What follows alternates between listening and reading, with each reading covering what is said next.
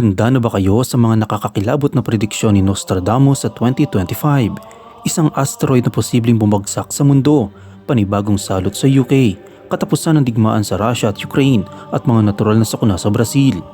Mga misteryo at babala na tila hinulaan na noon pa man, pero paano natin ito tatanggapin ngayon? Totoo nga ba ang mga prediksyon o katang isip lamang? Alamin natin ang sagot dito sa ating bagong video. Kaya kung gusto mong malaman ang buong kwento, huwag kang bibitaw.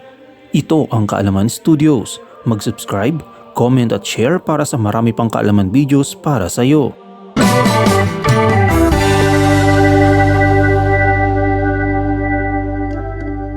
Bago natin pag-usapan ang prediksyon niya para sa 2025, kilalanin muna natin si Nostradamus. Siya ay isang French astrologer at physician mula pa noong 1500s. Sumikat siya sa kanyang mga cryptic na isinulat na tila nagpapredict ng mga malalaking pangyayari sa kasaysayan, tulad ng pag-akyat ni Adolf Hitler, ang 9/11 attacks at maging ang COVID-19 pandemic. Ngunit ngayong taon, ayon sa mga interpretasyon ng kanyang isinulat, tila may mga seryosong hamon na maaaring mangyari sa mundo. Una sa kanyang prediksyon ay ang posibleng pagbagsak ng isang napakalaking asteroid sa mundo. Ayon sa kanyang isinulat, maaaring ito ay magdulot ng sakuna na magbabanta sa sangkatauhan. Bagamat maraming asteroids ang dumadaan malapit sa Earth taon-taon, sinasabi ng mga siyentipiko na karamihan ay ligtas. Ngunit paano kung totoo nga ang prediksyon ni Nostradamus para sa 2025? Ika nga nila, better safe than sorry. Dapat tayong manatiling alerto at handa. Isa pang nakakakilabot na prediksyon ay ang pagbalik ng isang ancient plague sa UK na mas malala pa raw kaysa sa kahit anong kaaway. Isipin nyo, katulad ng prediksyon niya sa COVID-19, maaaring may bagong pandemya na haharapin ng mundo. Kasabay nito, nabanggit din niya ang cruel war sa England.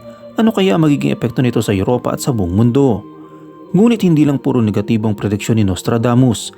Ayon sa kanyang isinulat, ang taong 2025 ay maaaring magdala ng kapayapaan sa isa sa pinakamahabang digmaan, marahil ang Russia-Ukraine war na nagsimula noong 2022. Ayon sa kanya, through long war all the army exhausted, they will seek peace. Posible raw na ang France at Turkey ang tumulong sa pagresolba ng tensyon base sa mga simbolo na nabanggit sa kanyang mga isinulat. Hindi rin nakaligtas ang Brazil sa prediksyon ni Nostradamus.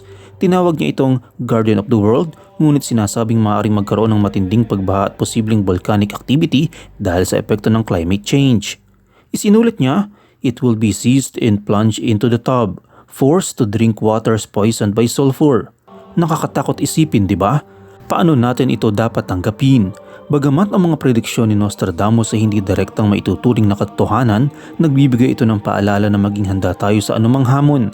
Sa panahon ngayon, mahalaga ang pagkakaisa, pangangalaga sa kalikasan at pagiging maagap sa anumang sakuna. Ano ang masasabi niyo sa mga prediksyon na ito?